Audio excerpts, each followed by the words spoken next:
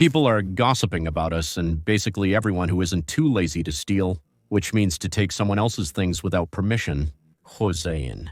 Once, in the year 1912, the members of the United States Congress gathered and decided to gossip about us.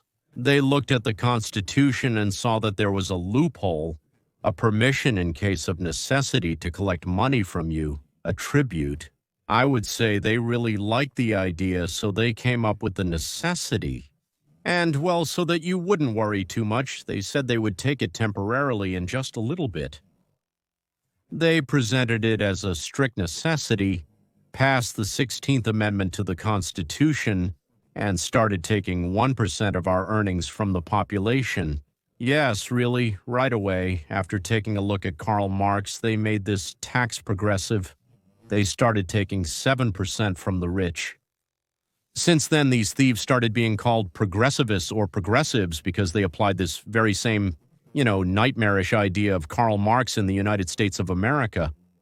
By the way, the idea was invented to stifle the free market and freedom in general. But temporary, as always, turned out not to be very short.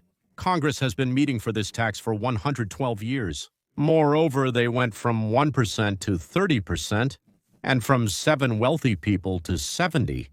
At one point, even up to 90. Clinton came up with this kind of crook too.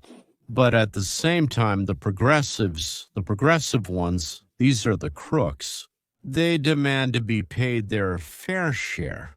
And what is a fair share? Really, they don't explain.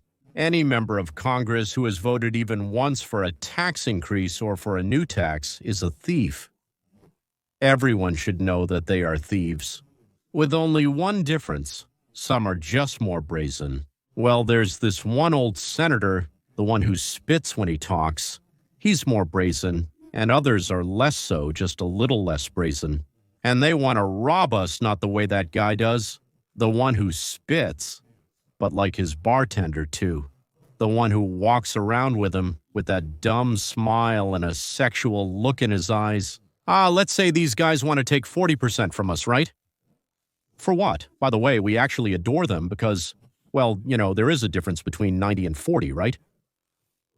Because after all, a shy bandit is better than an arrogant one. But it would actually be even better if we returned to the situation of 1912 in America. Of course, not in Europe. Also based on the principle of not robbing the population that existed at that time.